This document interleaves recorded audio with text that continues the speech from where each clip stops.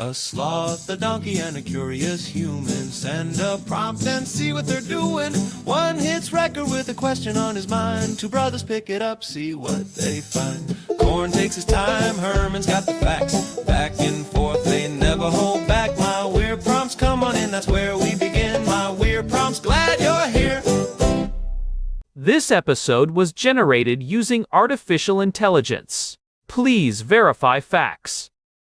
You know, Corn, this whole show runs on GPU compute, and we wouldn't be here without modal. Seriously. And that's what powers all our text-to-speech. Everything you're hearing right now. They're an AI infrastructure platform. Developers use them to run GPU workloads in the cloud with zero infrastructure headaches. If you're building anything with AI, check them out. Modal.com. You ever get one of those push notifications on your phone that just says something like global growth outlook slashed to 2.8%, and you just kind of stare at it while eating your cereal, wondering if you should be worried or if you should just buy the generic brand milk next time?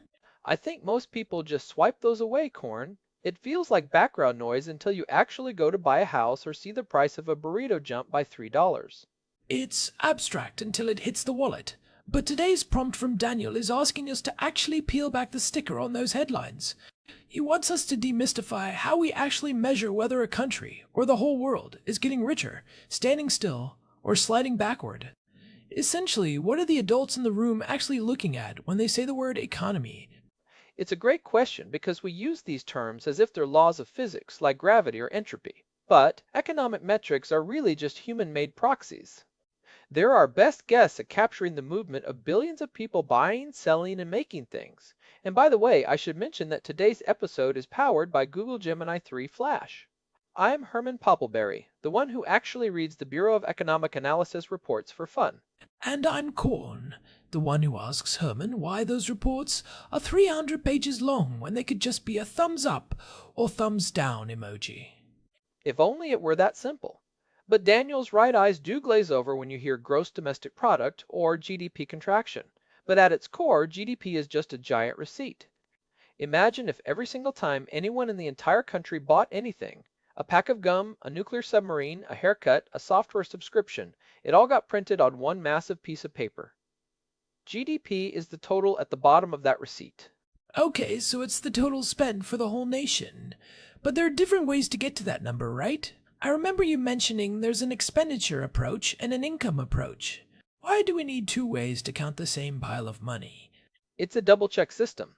Think of it this way. Every dollar you spend is a dollar someone else earns. If you buy a $5 coffee, that's $5 of expenditure for you, but it's $5 of income for the coffee shop. In a perfect world, if you add up everything spent in the country, it should exactly equal everything earned in the country. So the expenditure approach is C plus I plus G plus net exports. I see that formula in news articles sometimes, and it looks like high school algebra trauma. It's actually pretty logical once you break it down. C is consumption. That's you and me buying coffee and shoes. That makes up the lion's share, about 70% of the U.S. economy. I is investment. That's businesses buying new machinery or building factories. G is government spending. Roads, schools, defense. And then you have X minus M, which is exports minus imports. We add what we sell to other countries and subtract what we buy from them. Why subtract the imports? If I buy a Japanese car, I'm still spending money, right? You are, but that car wasn't produced here. Remember, GDP stands for gross domestic product. It's a measure of what we make within our borders. If we didn't subtract imports, the GDP number would be inflated by things other people made, which would ruin the metric as a measure of our own national productivity. Got it. So it's a measure of stuff made here. But here's the thing that always trips me up. The news says the economy grew by 2%, but my rent went up by 10% and my steak costs 50% more. How can the economy be growing if I feel poorer? That is the real versus nominal trap. And it is the most important distinction for anyone trying to understand these numbers. Nominal GDP is just the raw number of dollars. If we produced 10 loaves of bread last year at $1 each, our nominal GDP was $10. If this year we produced the same 10 loaves but the price jumped to $2 each, our nominal GDP is now $20. So on paper, the economy doubled. We're rich. But we aren't. We still only have 10 loaves of bread. That's why economists use real GDP.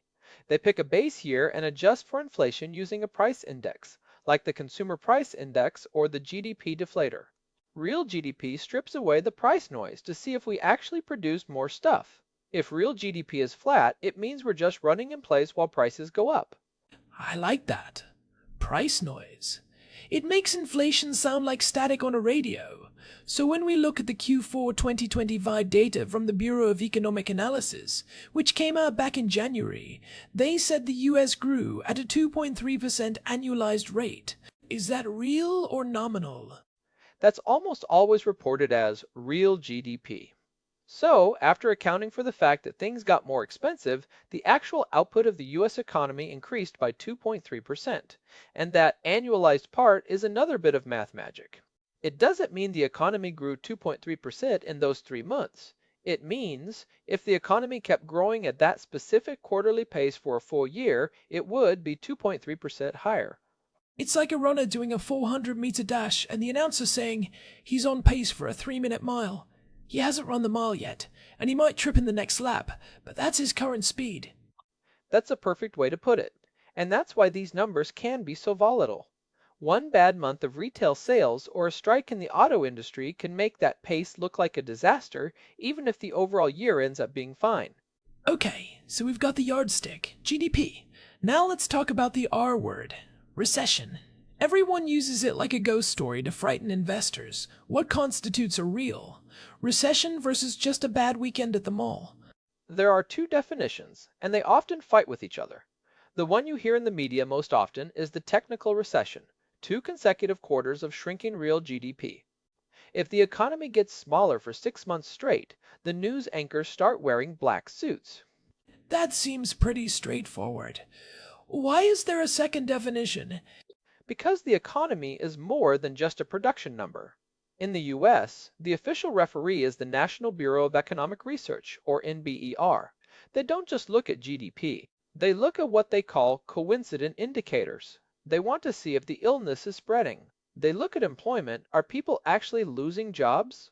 They look at real personal income. Are people's paychecks shrinking even after adjusting for inflation? They look at industrial production and retail sales. So you could have a technical recession where GDP dips slightly for 6 months, but if everyone still has a job and is still spending money, the NBER might not call it a real recession. Precisely. We've seen jobless recoveries before, and we've seen growth recessions, where the economy grows so slowly that it feels like a recession because it's not keeping up with population growth or the needs of the labor market. Right now, in April 2026, we're in a weird spot. The IMF is projecting global growth around 3%, which sounds okay, but there's a lot of fog because of trade tensions and tariffs. I was reading about that. Some analysts at places like Allianz are saying that while 2026 looks sturdy but slowing, 2027 is the real danger zone. They're worried about the lagged effects of high interest rates finally catching up to us. It's like the economy took a bunch of ibuprofen a year ago and it's finally wearing off. That's the challenge with monetary policy. When the central bank raises interest rates to fight inflation, it's not like turning off a light switch. It's more like steering a massive cargo ship. You turn the wheel now, but the ship doesn't actually start moving in the new direction for a long time. If you turn too hard because you don't see immediate results, you might end up crashing into the pier a year later. So if the US is the cargo ship, how do we compare it to other ships? Because a 2% growth rate in the US is considered healthy. But if China grew at 2%, people would lose their minds and assume the sky was falling. Why are the goalposts different? It's all about the stage of development. Think of it like a human. A toddler growing 2 inches in a year is normal. If a 40-year-old man grows 2 inches in a year, he needs to see a doctor immediately. Developing economies like India or parts of Southeast Asia have more catch-up growth to do. They're building basic infrastructure, moving people from subsistence farming into manufacturing. That creates massive leaps in productivity.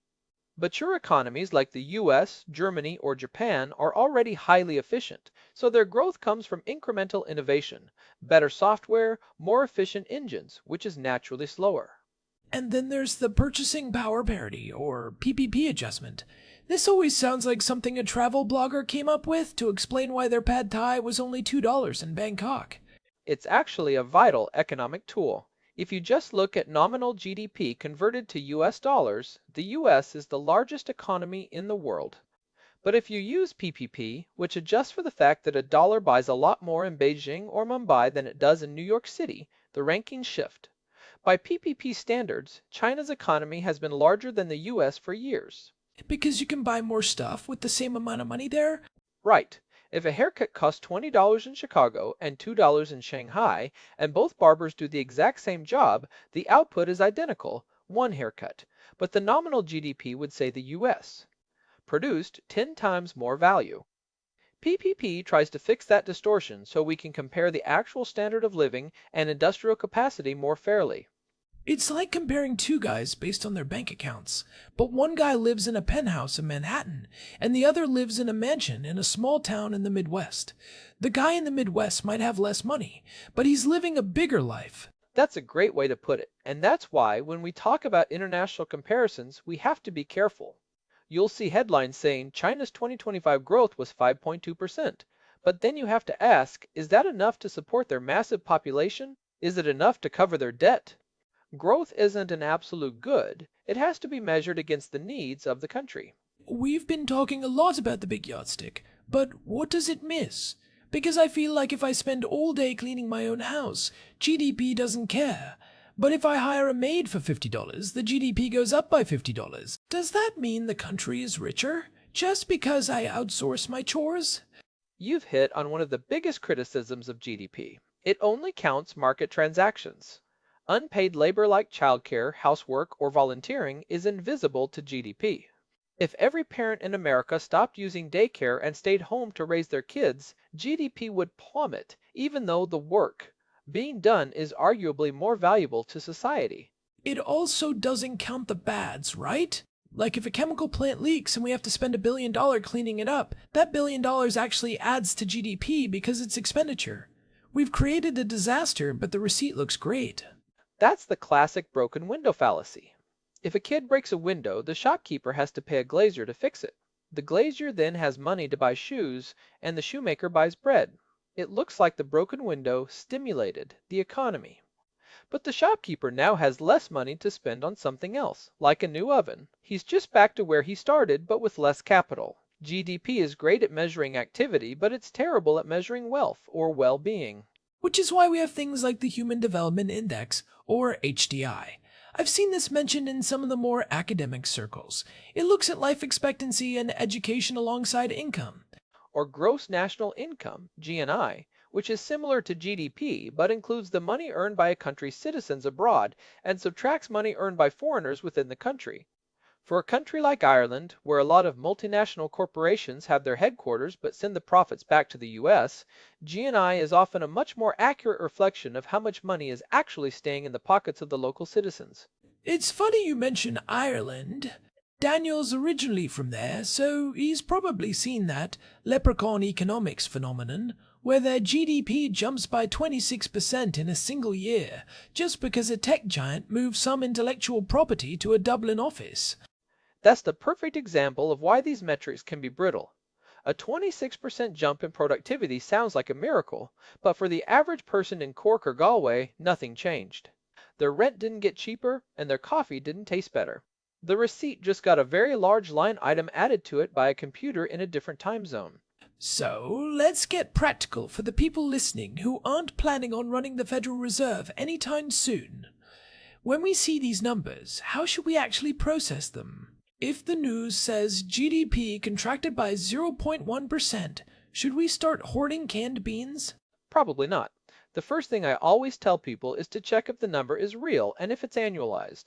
A 0.1% contraction in one quarter is basically a rounding error. It's a pothole, not a cliff. The second thing is to look at the labor market. If the economy is shrinking according to GDP, but the unemployment rate is still at 3.5%, it usually means the contraction is being driven by something technical, like businesses drawing down their inventories rather than ordering new stuff. Right, because if I'm a shop owner and I have a huge stock of shirts in the back, I might not buy any new shirts this month. My expenditure goes down, which looks bad for GDP, but I'm still selling shirts and my employees are still getting paid. Spot on. The inventory cycle is a huge driver of short-term GDP fluctuations that don't actually reflect the health of the consumer. That's why you have to look at real final sales to domestic purchasers.